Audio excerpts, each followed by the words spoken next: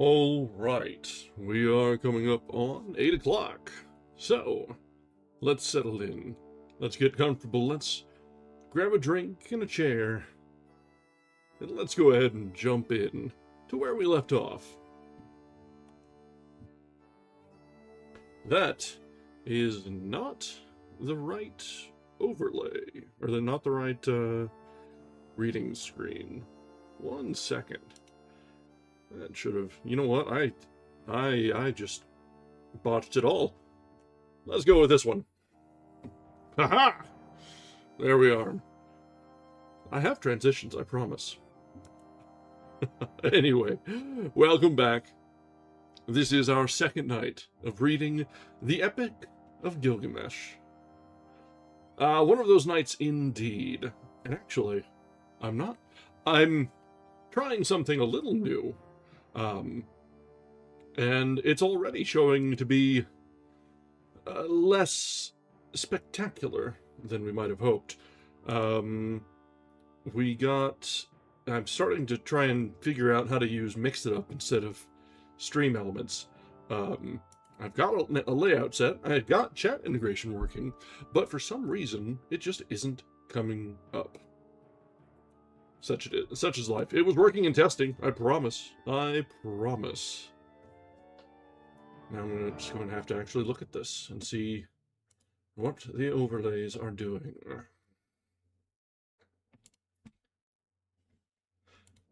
Yeah, I was playing with it before we got started, and it was fine.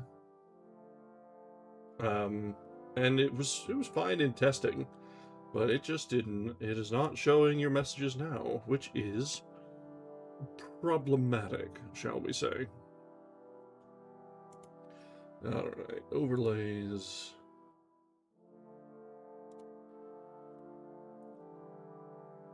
Let's see. Edit that. Oh, that's cute. Did it not save the overlay, is what it was? Fan-fucking-tastic. Alright, let's take another look at this. You know what? I'll futz with it later. I can just turn the old one on. That one. There we are. This will be good enough for now. Alright, anyway, as I was saying... Tonight, we are returning to the Epic of Gilgamesh. Yeah, that's the thing. You're like, yeah, it says it's saving as it exits. I call bullshit. Yeah. So, returning to the Epic of Gilgamesh. Last time, we had seen things as they were, like, the stage was set. We're already aware, like, as the story opens, Gilgamesh is already the king of Uruk, the king of Babylon, lording over civilization as it was known at the time. And generally making an ass of himself, as one does when you have absolute power like that. But beyond that, above and beyond, there were some machinations behind the scenes. The people crying out for assistance, for succor from the gods, and they answered in the form of a mirror, an equal and opposite to Gilgamesh, Enkidu. And thus was born the greatest bromance of all time, for a while it lasted. They went on adventures together. Enkidu ground down the harsher edges of Gilgamesh. But he was taken. And now we return to the story to find Gilgamesh in the height of his grief, wandering the wilderness, his hair matted, wearing the pelt of a lion, I think it was. And that's where we left him.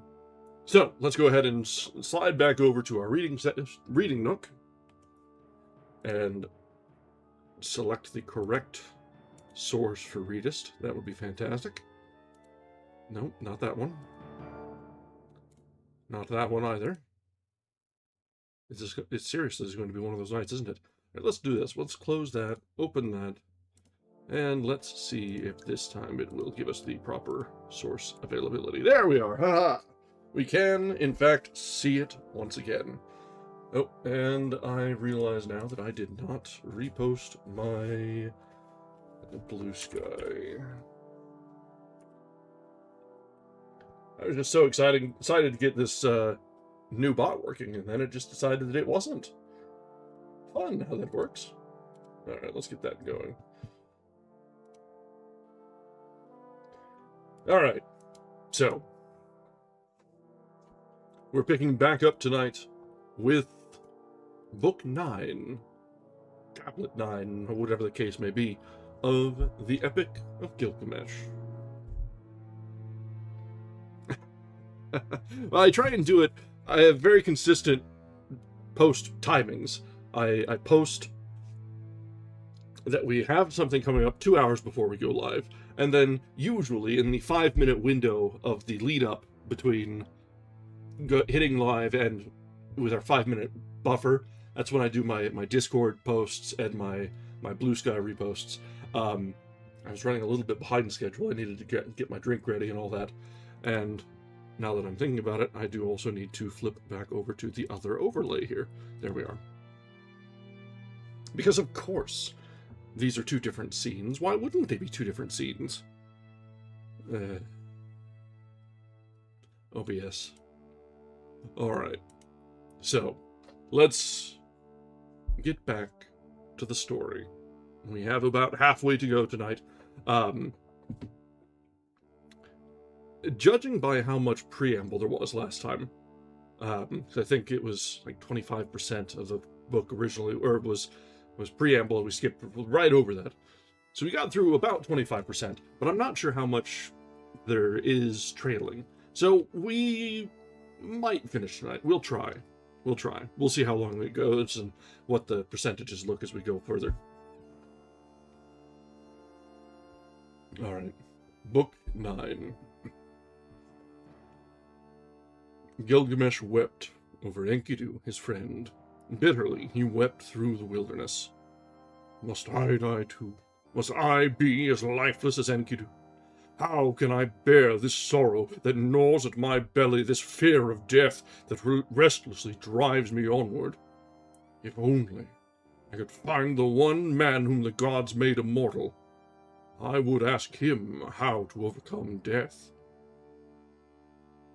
So Gilgamesh roamed, his heart full of anguish, wandering always eastward in search of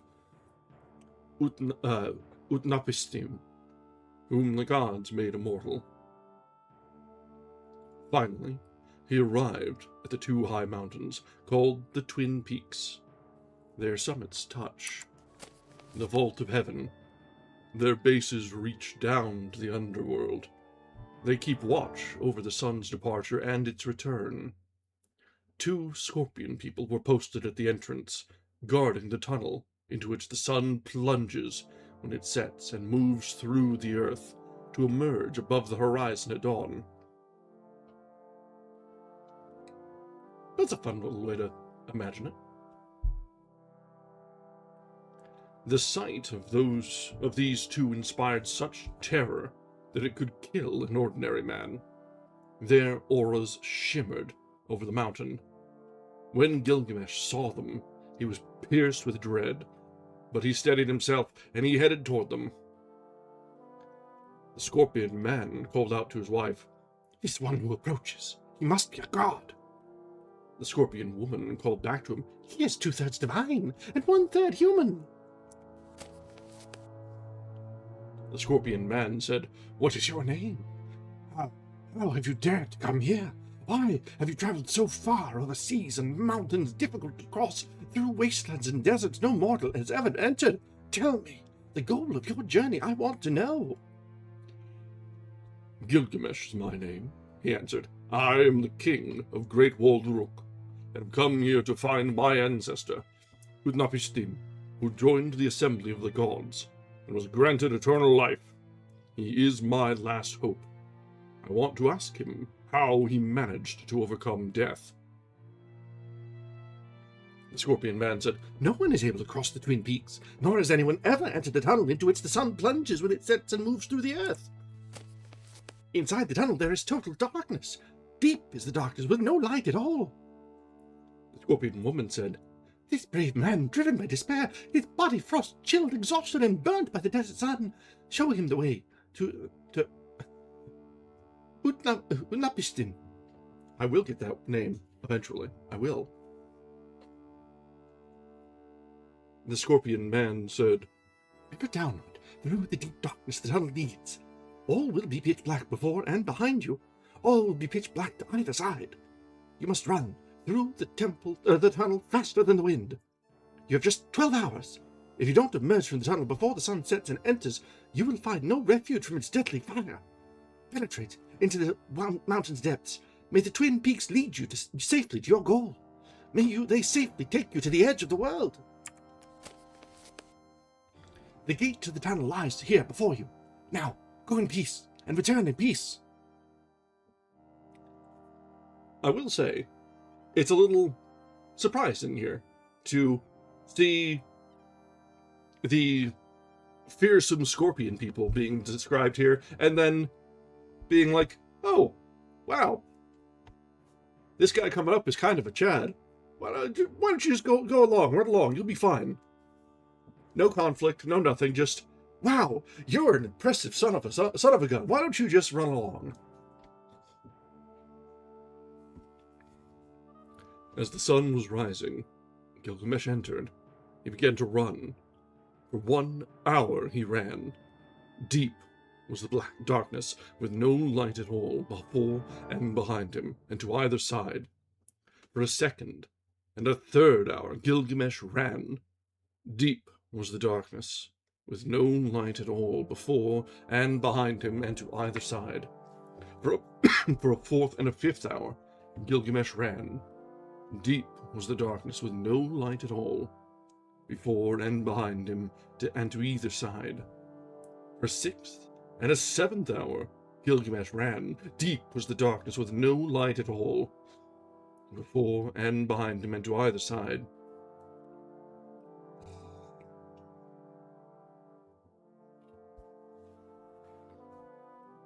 At the 8th hour, Gilgamesh cried out with fear. Deep was the darkness, with no light at all before and behind him, and to either side. At the 9th hour, he felt a breeze on his face.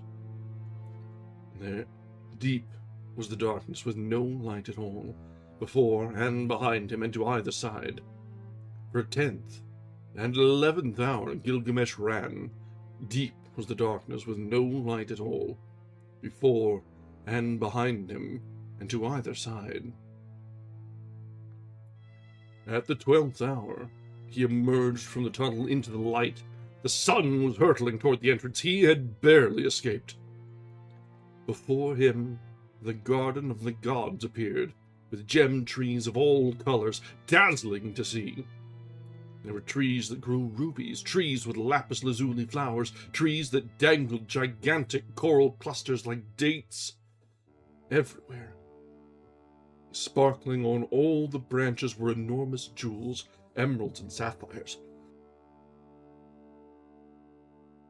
Hematite, diamonds, carnelians, pearls. Gilgamesh looked up and marveled at it all.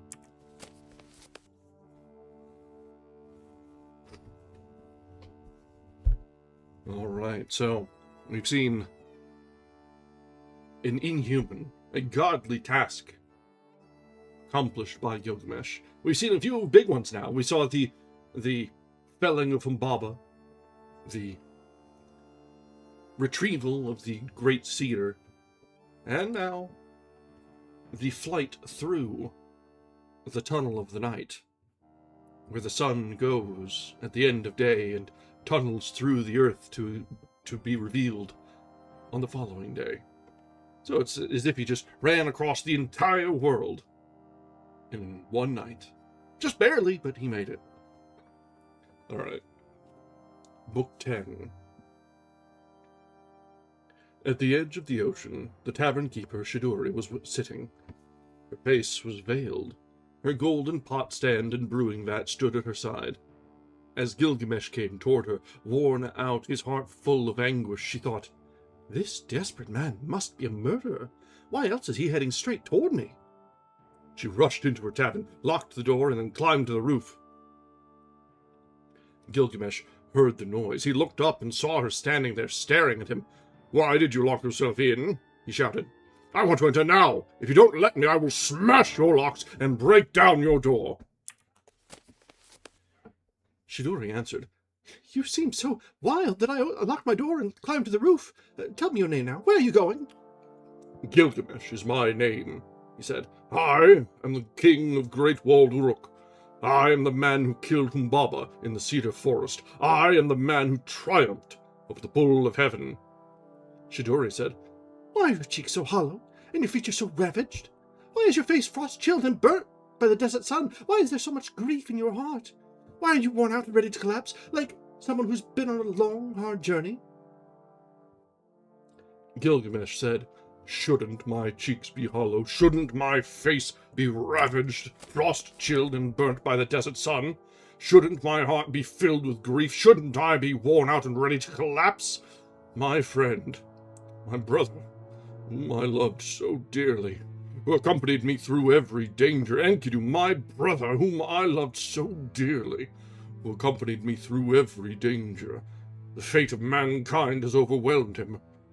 6 days I would not let him be buried, thinking, if my grief is violent enough, perhaps he will come back to life again. For 6 days and 6 nights I mourned him, until a maggot fell out of his nose. Then I was frightened. I was terrified by death, and I set out to roam the wilderness. I cannot bear what happened to my friend. I cannot bear what happened to Enkidu. So I roam the wilderness in my grief. How can my mind have any rest? My beloved friend is turned into clay. My beloved Enkidu is turned into clay, and won't I, too, lie down in the dirt like him and never rise again?" Shidori said, "Gilgamesh, where are you roaming? You'll never find the eternal life that you seek. When the gods created mankind, they also created death, and they held back eternal life for themselves alone. Humans are born, they live, then they die.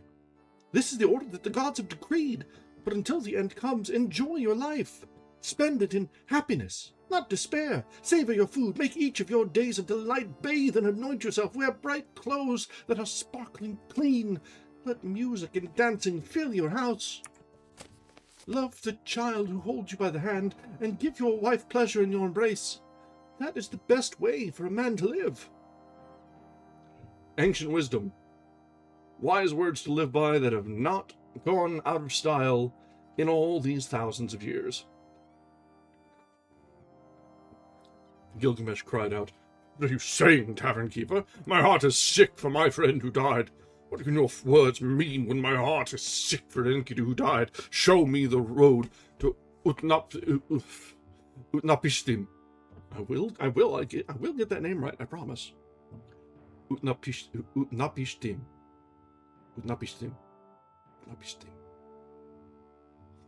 I will cross the vast ocean if I can. If not, I will roam the wilderness in my grief. Shidori said, "Never has there been a path across the vast ocean, nor has there ever been any human who was able to cross it. Only brave Shamash, as he climbs the sky, can cross the vast ocean. Who else can do it? The crossing is harsh, the danger is great. And midway are the waters of death, whose touch kills instantly. Even if you manage to sail that distance, what will you do when you reach the waters of death? The one man who can help you is Urshanabi, Utnapishtim's boatman. He is trimming pine branches down in the forest, and he has the stone men with him. Go to him. Ask. If he says yes, you can cross the vast ocean. If he says no, you will have to turn back."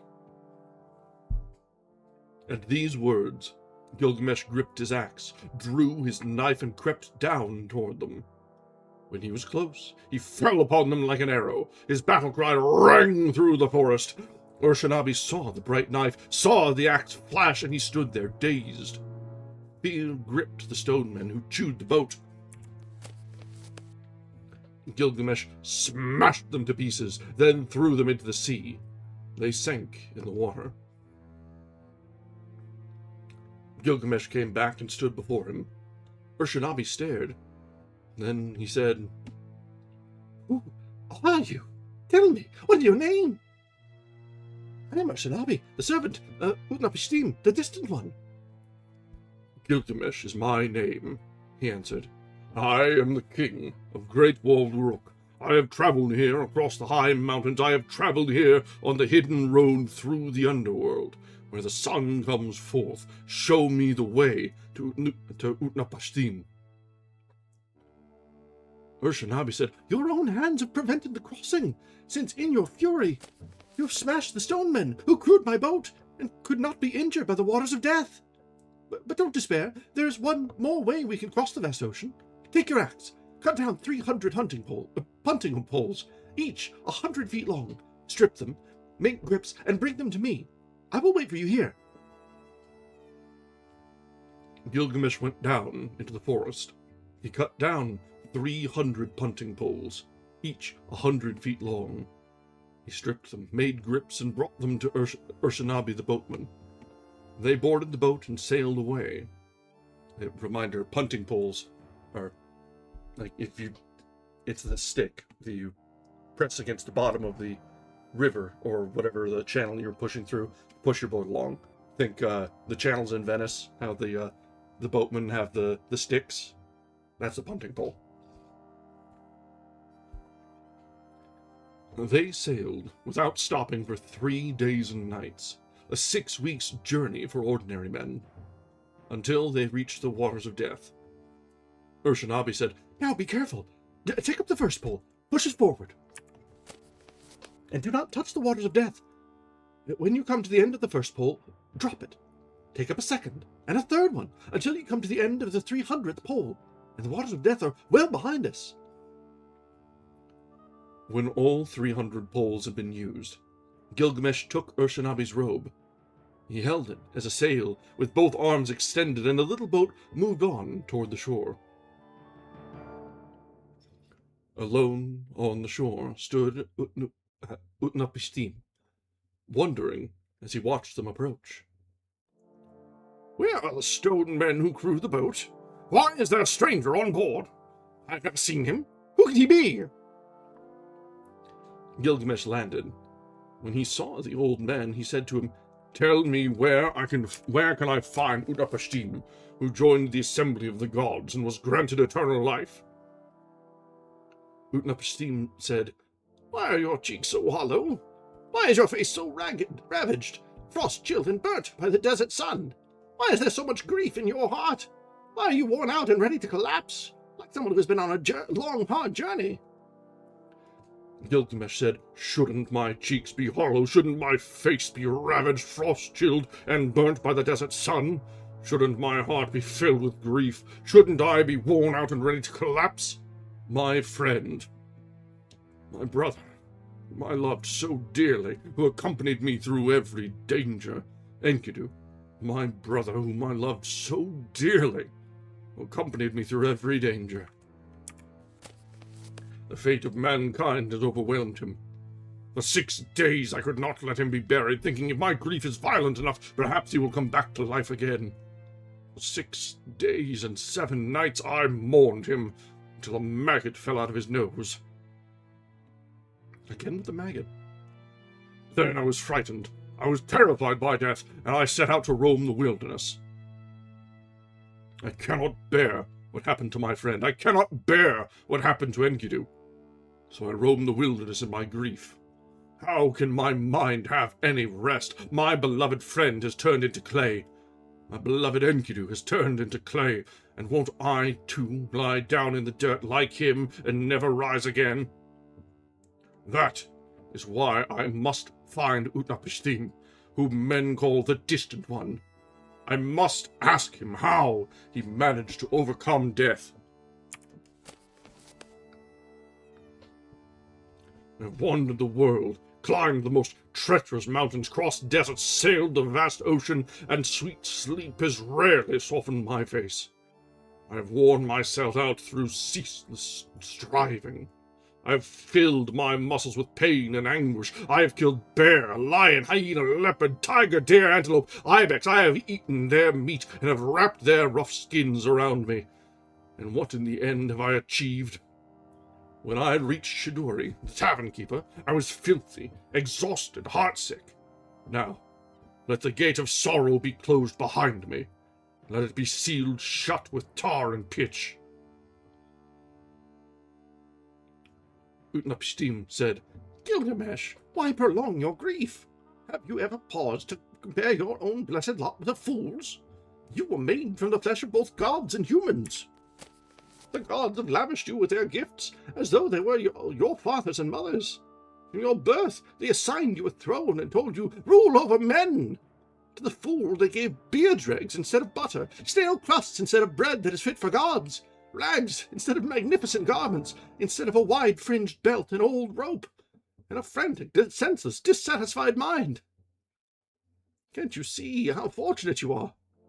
You have worn yourself out through ceaseless striving.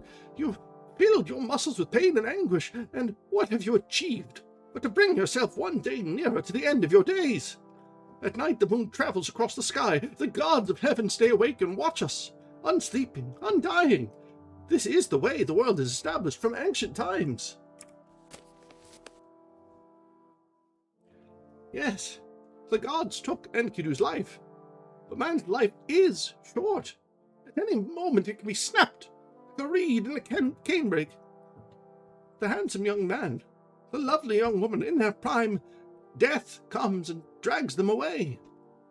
Though no one has seen death's face or heard death's voice, suddenly, savagely, death destroys us, all of us, young or old. And yet we build houses, make contracts, brothers divide their inheritance, conflicts occur, as though this human life lasted forever. The river rises, flows over its banks, and carries us all away like mayflies floating downstream. They stare at the sun. Then, all at once, there is nothing. The sleeper and the dead, how alike they are! Yet the sleeper wakes up and opens his eyes, while no one returns from death. And who can know when the last of his days will come? When the gods assemble, they decide your fate. They establish both life and death for you. But the time of death, they do not reveal. All right, that brings us to the end of chapter 10, the continuation of Gilgamesh's journey through the realms of life and death to find the realm of the gods, to find answer and his own, perhaps, chance at immortality, beyond the immortality of the infamous and famous. So let's continue with chapter 11, book 11.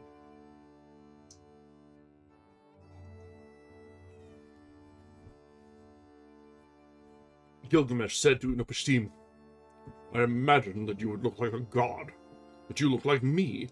You are not any different. I intended to fight you, yet now that I stand before you, now that I see who you are, I can't fight. Something is holding me back. Tell me, how is it that you, a mortal, overcame death and joined the assembly of the gods and were granted eternal life?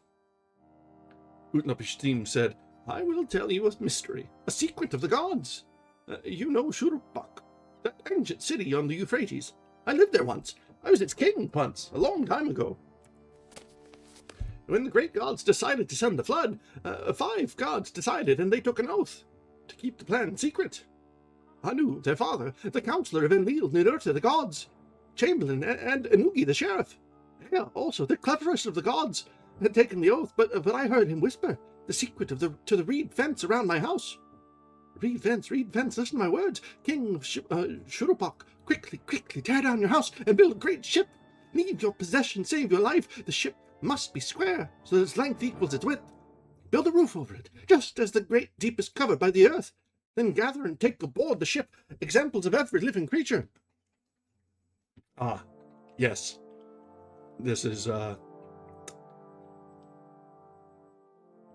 Proto-Noah? I suppose. The inspiration for Noah. I know there's a great flood in many traditions, but this is certainly one of the oldest. I understood Ea's words, and I said, my lord, I will obey your command, exactly as you have spoken it. But what shall I say when people ask me why I am building such a large ship? Ea said, tell them that Enlil hates you, and that you can no longer live in their city, or walk on the earth which belongs to Enlil. That it is your fate to go down into the great deep and live with Ea, your lord, and that Ea will rain abundance upon them. They will all have all that they want, and more. I laid out the structure, I drafted plans.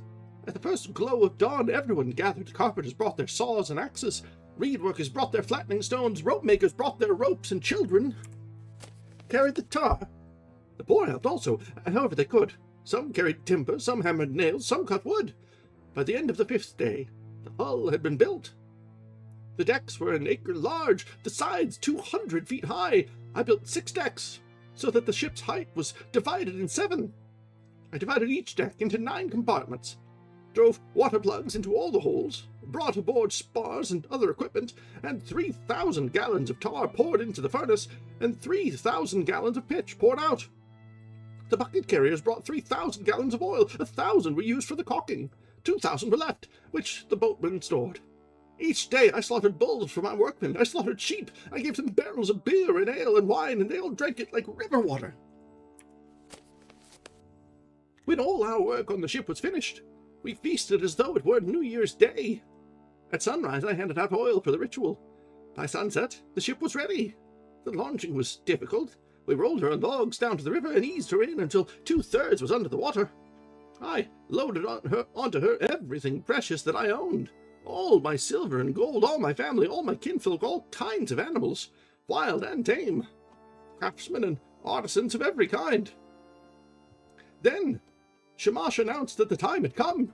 Enter the ship now, seal the hatch. I gazed at the sky. It was terrifying. I entered the ship. To Puzur Hamuri, the shipwright, the man who sealed the hatch, I gave my palace with all its contents. At the first glow of dawn, an immense black cloud rose on the horizon and crossed the sky. Inside it, the storm god Adad was thundering, while Shulhat and Hanish, twin gods of destruction, went first, tearing through mountains and valleys. Nergal, the god of pestilence, Papa Nurgle got a history. ripped out the dams of the great deep. Ninurta opened the floodgates of heaven. The infernal gods blazed and set the whole land on fire. A deadly silence spread through the sky, and what had been bright now turned to darkness. The land was shattered like a clay pot. All day, ceaselessly, the storm winds blew.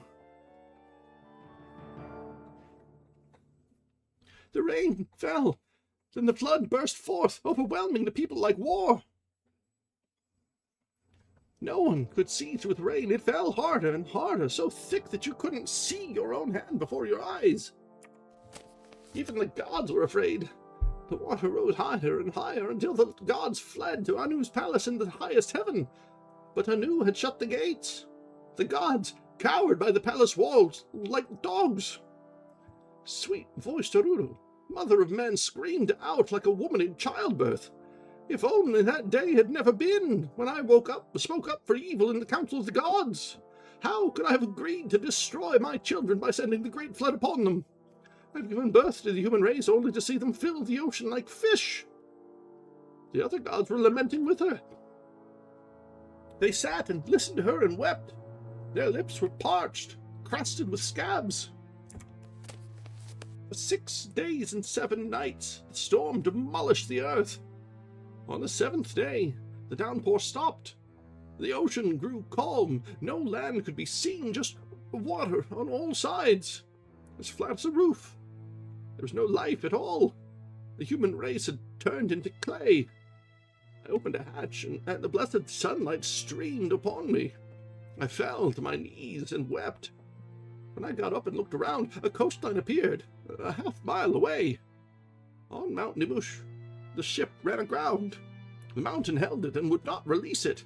For 6 days and 7 nights the mountain would not release it. On the 7th day, I brought out a dove and set it free. The dove flew off, then flew back to the ship, because there was no place to land. I waited, and then I brought out a swallow and set it free. The swallow flew off, then flew back to the ship, because there was no place to land.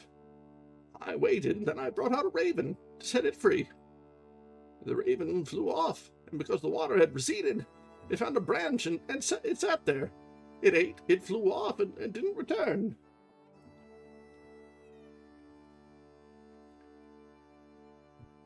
When the waters had dried up and land appeared, I set free the animals I had taken. I slaughtered a sheep on the mountaintop and offered it to the gods. I arranged 2 rows of 7 ritual vases. I burned reeds, cedar, and myrtle branches.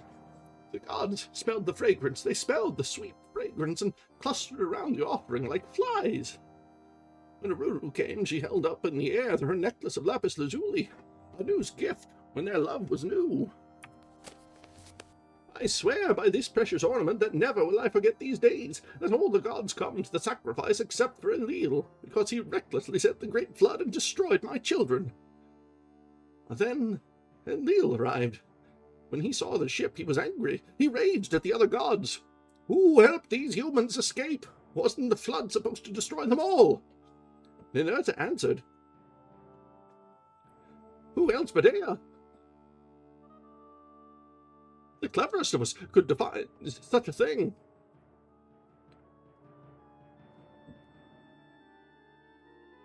Yeah, it's definitely just... I think we're getting a little bit of cross-referential things going on, because there probably are more details different, but in the translation and modernization process for modern audiences, we're getting some reverse referential things from more familiar stories. But yes, this definitely predates the story of Noah by at least 1,000 years. But it is all very familiar with some slight adjustments in there.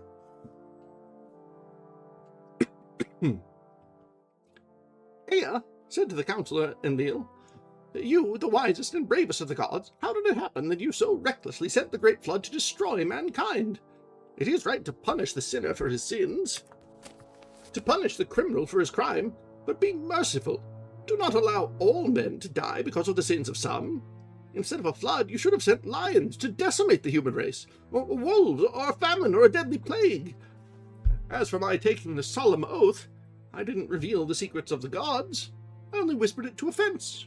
And Utnapishtim happened to hear. Now you must decide what his fate will be. Then Enlil boarded. He took my hand and he led me out. Then he led out my wife. He had us kneel down in front of him. He touched our foreheads, and standing between us, he blessed us. Hear me, you gods. Until now, Utnapishtim was a mortal man.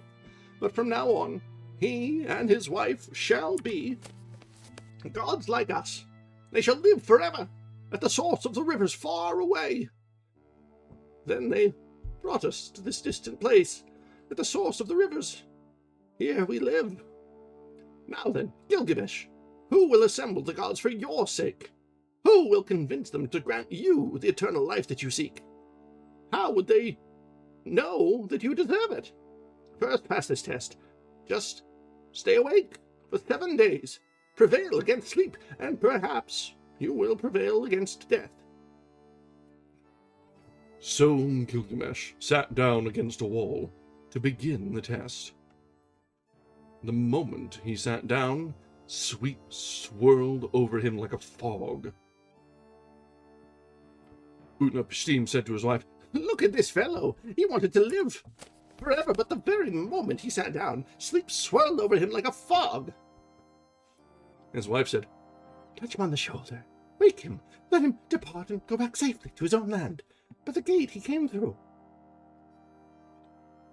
Utnapishtim said, All men are liars. When he wakes up, watch how he tries to deceive us. So pick a loaf for each day he sleeps. Put them in a row beside him, and make a mark on the wall for every loaf. She baked the loaves and put them beside him. She made a mark for each day he slept. The first loaf was rock hard. The second loaf was dried out like leather. The third had shrunk, the fourth had a whitish covering, the fifth was spotted with mold, the sixth was stale, the seventh loaf was still on the coals. When he reached out and touched him, Gilgamesh woke with a start and said, "I was almost falling asleep when I felt your touch." Utnapishtim said, "Look down, friend. Count these loaves that my wife baked and put here while you sat sleeping. The first one, rock hard, was baked 7 days ago. This leathery one was baked 6 days ago, and so on for all the rest of the days you sat here sleeping. Look, they are marked on the wall behind you." Gilgamesh cried out, "What shall I do? Where shall I go now? Death has caught me. It lurks in my bedroom, and everywhere I look, everywhere I turn, there is only death."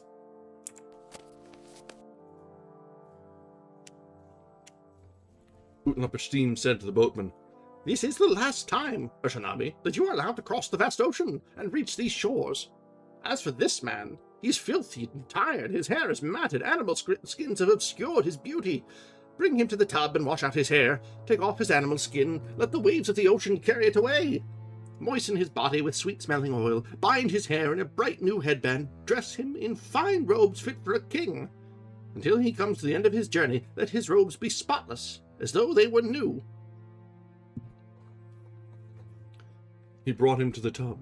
He washed out his hair, he took off his animal skin, and let the waves of the ocean carry it away. He moistened his body with sweet-smelling oil. He bound his hair in a bright new headband.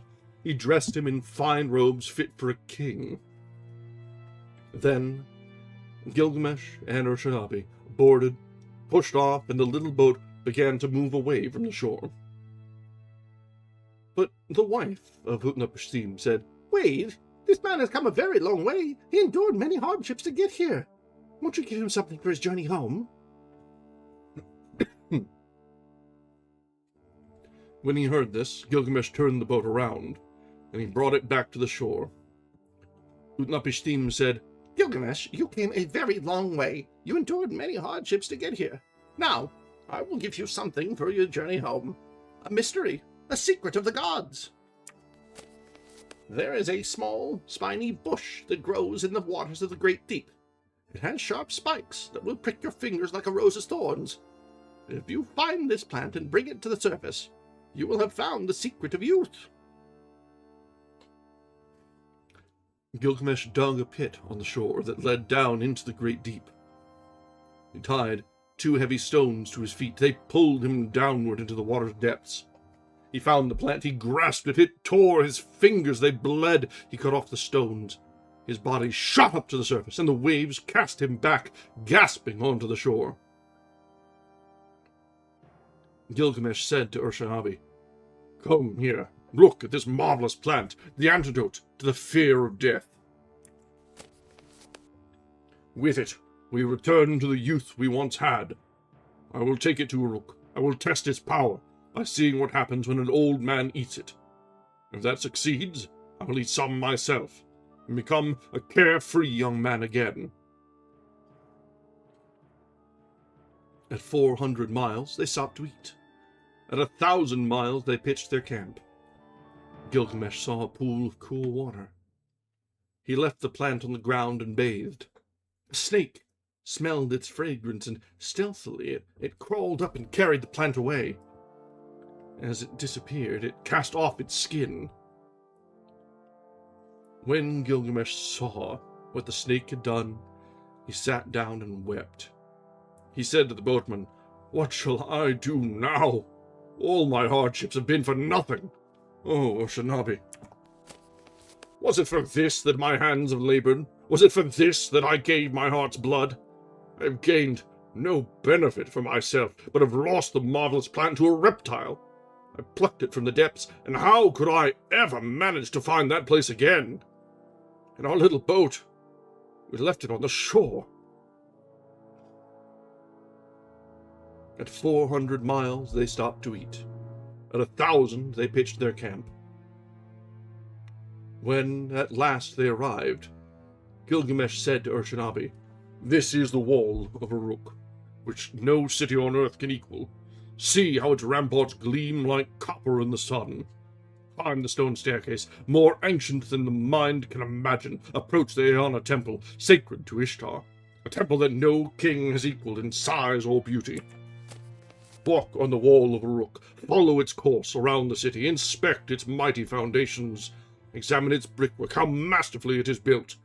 Observe the land it encloses, the palm trees, the gardens, the orchards, the glorious palaces and temples, the shops and marketplaces, the houses, the public squares.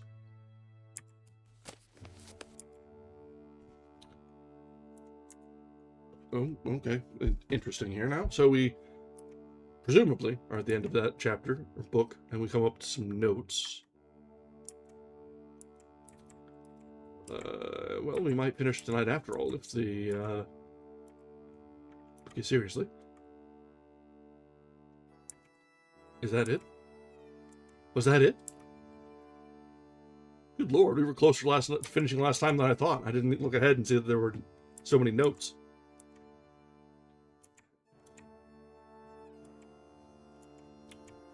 Yeah. Wow, okay.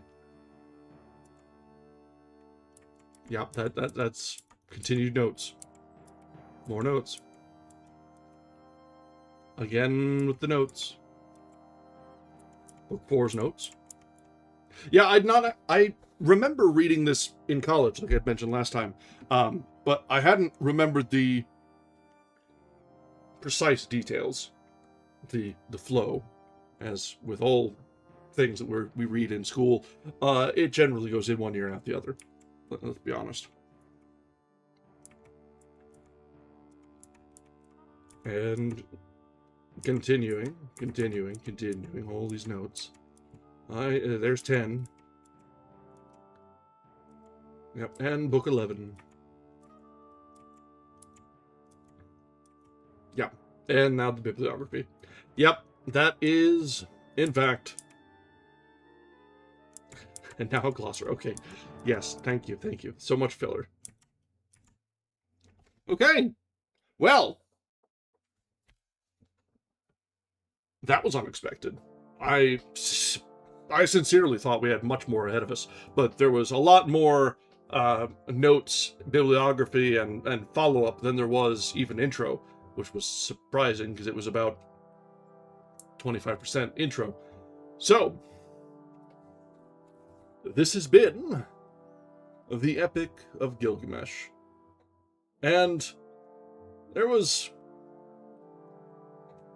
This is certainly a bit of a reminder that this is all found stories, found text.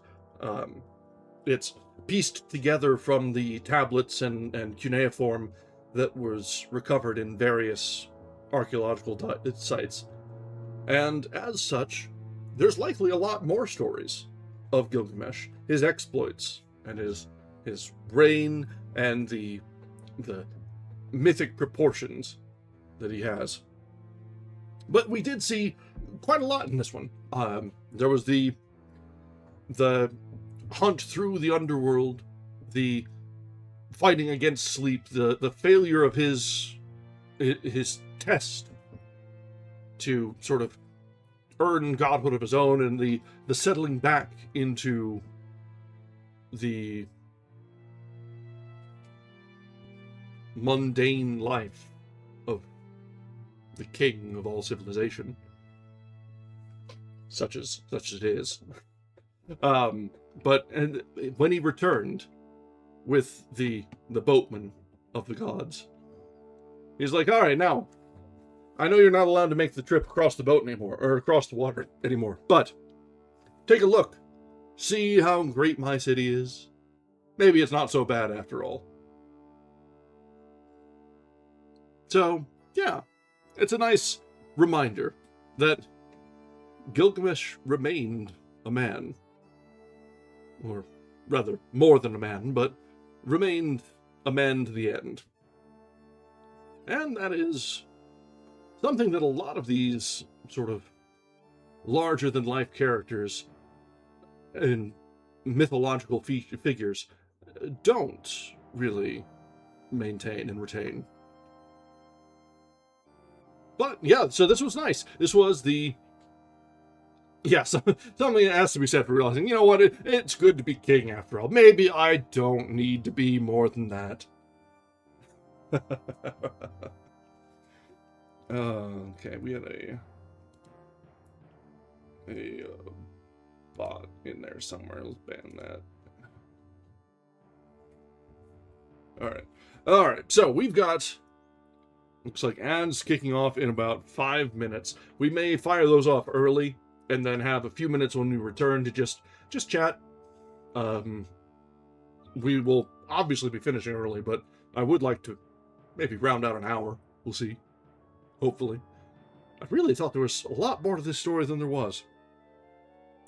I'm not about to go in and dissect it through the notes. That's not what we're about. We're just here to read, not to make an academic expedition of everything. I'll leave it that for the people that are actually studying the thing. We're just here to read for fun. So, let's go ahead and take a short break. We'll let ads run. Stand up, stretch your legs, top up your drinks, and we'll be back in just a little bit to decompress a little and wrap up a little bit early for the evening. And yes, this translation in particular was exceptionally accessible. And we'll talk about that when we get back. And that probably shaved off a fair bit of the time. So, all right, we'll be back in just a bit. Thanks, guys.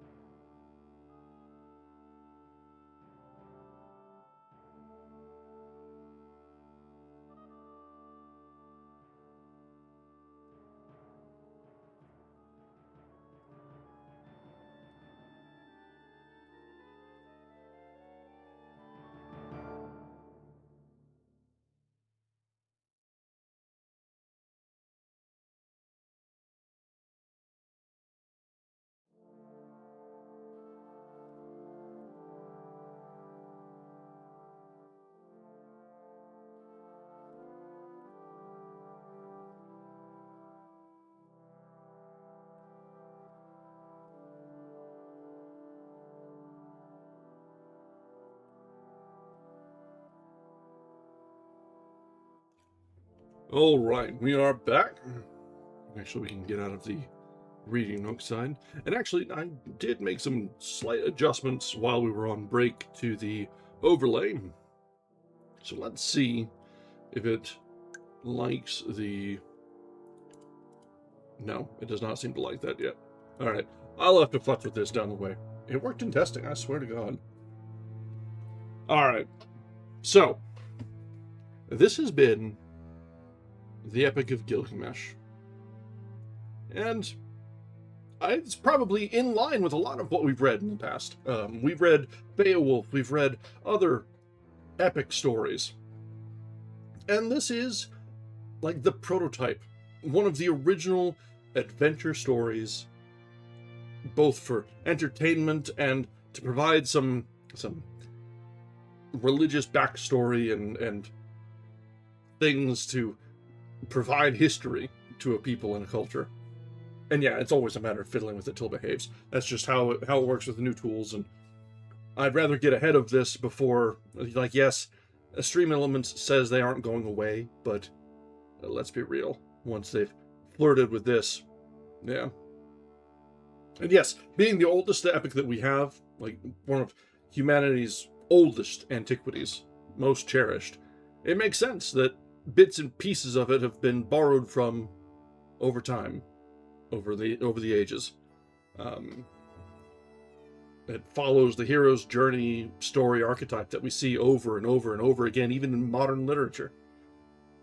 It follows so many of the same tropes, or it established so many of the same tropes that we were familiar with, just maybe not have recognized them. So yeah, very fun and very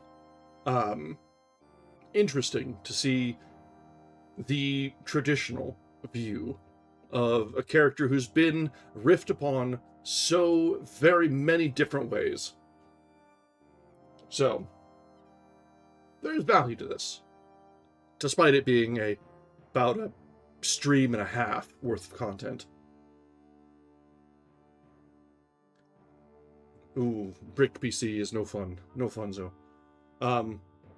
There are a few that are apparently very easy to work with. Mix It Up, which I've chosen to work with, is not the easiest of the platforms to work with, but it is all locally hosted, and it is very powerful. It just has a relatively steep learning curve. I think Z is learning it as well, or is playing with it, or is aware of it. So we're in good company in learning how to do anything. Ooh. All right, so this is going to be a short one, obviously. There's not a whole lot to talk about. It's a good story. There are elements that we recognize and everything going through. Yeah, a PSU isn't too bad. You can usually find either a second-hand one or swing by a Fry's or a not Circuit City. Oh, jeez, how old am I? You know what I mean. Micro Center. Or something like that, and just grab one on the cheap. Chances are you're not going to need like a massive behemoth of a PSU, just something that'll put out $750. Will cover almost all your needs.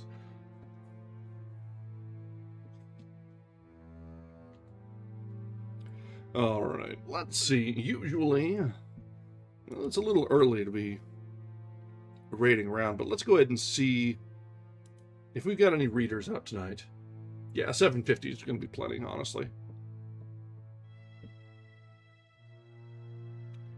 Let's see. Let me get a refresh here. Be sure that we're looking at an accurate list. Now, being that it's early, we might actually catch some folks that we usually wouldn't. So that could be fun. Oh, somebody's getting ready to do some reading. There's an announcement and then reading. Oh god, yeah. Apparently RAM is starting to go down with all the, geopolitics and such going on, and offloading of hardware from certain places. But I don't have a whole lot of faith in that going down appreciably anytime soon.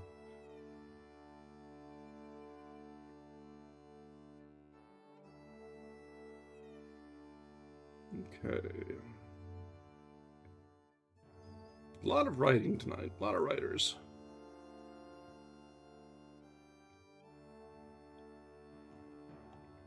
Alright, I do see somebody up here who we've not raided into before.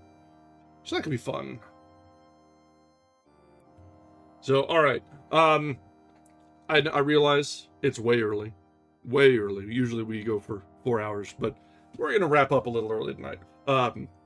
Because we finished our book. Sometimes that happens. So, our next stream is going to be tomorrow, when we return to reading our Saturday series of unarchived modern books with Stephen King's The Shining. We're getting into the point where things are starting to happen in that book. And so, it's gonna probably be, judging from what has happened so far in the story, I have a feeling we're gonna start having eventful sessions more often than not. I know King is kind of a slow burn in some of his books, but we're already, what, 8 hours in? So we'll be at about the 12-hour mark by the end of Saturday. That's long enough for things to really start developing. So, I expect we should see some things. I should hope, anyway. So, as always, let's have a reminder that we always stream both on YouTube and Twitch. Those of you who are with us on YouTube, thanks. A subscription to the channel and a like on the stream both go a long way toward convincing the algorithm that we do some fun things and sending new friends our way. If you're over on Twitch, thanks again. We are a little bit newer on Twitch. We have about a year of history on the YouTube side, but we are finding our way. We just hit 40 followers last week on Twitch, which is a nice landmark. Nice landmark. I think we're just over 50 on YouTube, so I'm eagerly awaiting the day that we pass the one or the other, or both of them sort of run neck and neck for a while. That could be fun. So, if you haven't yet, a follow is really all I ask on YouTube, or on Twitch. Why do they have to be named? Anyway, follows are great. It lets you know when we go live. We do have a pretty stable schedule. Don't let today fool you. We don't typically end early. More often than not, we run a little bit over. But the schedule that's posted on Twitch is reasonably accurate. So, we'll be back tomorrow at 6 o'clock Eastern to continue our next reading. And then on Sunday, I don't know if we'll go back to the Devil's Dictionary or if we'll just jump into our next project. We didn't have a whole lot of time in between. Gilgamesh only really bought us 2 days. I'm not bitter. Not bitter at all. No. Not even 2 days. A day and a half. Gilgamesh, what are you doing, my king? Ay. Anyway. Let's go ahead and see if we have anyone we can raid into. Generally, we prefer to go into readers. So let's see if I can find anybody and go from there. I have something queued up. I think, I was looking around. We might be going into... I know we're on a kick for old things. We've not read Dante. So, it might be time to take a peek at the Inferno. Just maybe. We'll see. If I can find a good version.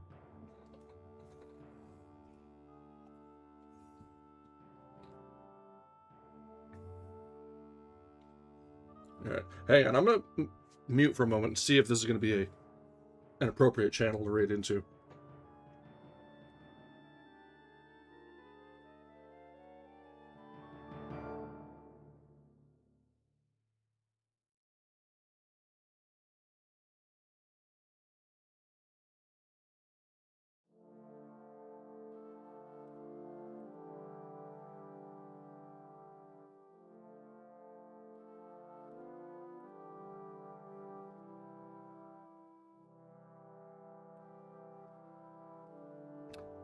It is always fun to try and have to find someone who is an appropriate raid target that is actually reading on the reading and writing category, but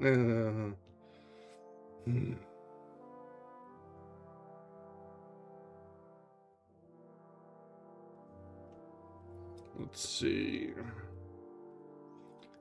Editing, reading, writing, or editing, writing. Good lord. Usually we have better luck on... Yeah, usually we have a little bit better luck on Fridays, but the timing is awkward. I think we're getting to the point where a lot of the PST folks are just thinking about getting started. And it's a holiday weekend over in the States, so there may be a little less activity. Let's just see if anybody we're following is going tonight. Maybe if they're in a different category, it'll be alright.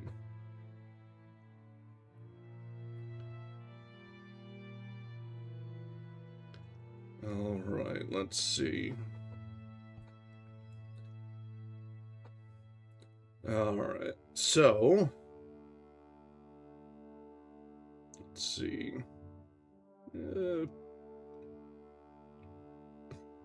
Ascaris is going. I think we raided over to him last week. I try and spread it around some.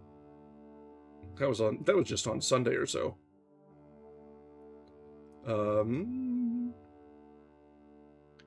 Let's see. Slack is just getting started, so that means the Fanfic Friday gang is getting started. I think we went to them last week, so if we can, I would love to see if we can find somebody new. All right, I'm gonna look again, refresh, and see. I do want to find someone. I promise. If I'm gonna be on Twitch, I might as well engage with this whole dynamic, right?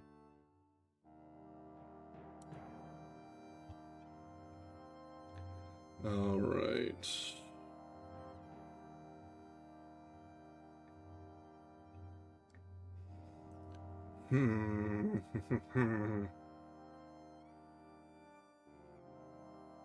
Somebody's reading their own Dark Souls OC.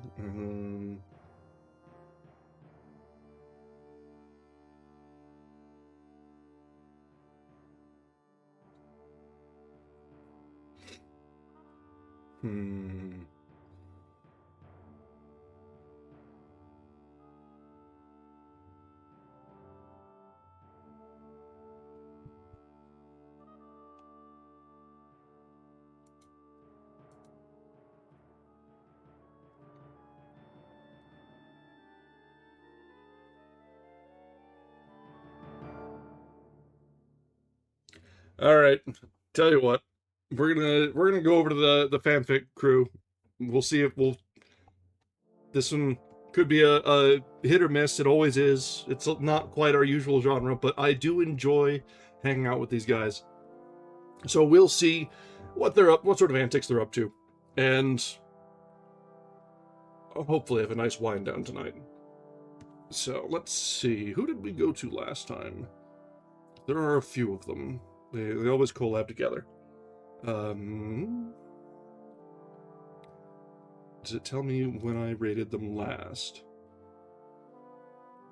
You rated them one time in the last 30 days.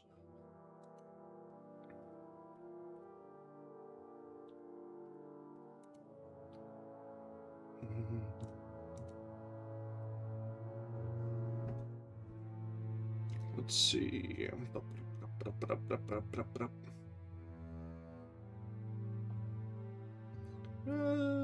I think Wiz might have been the first of them that we went to. That'd be fine.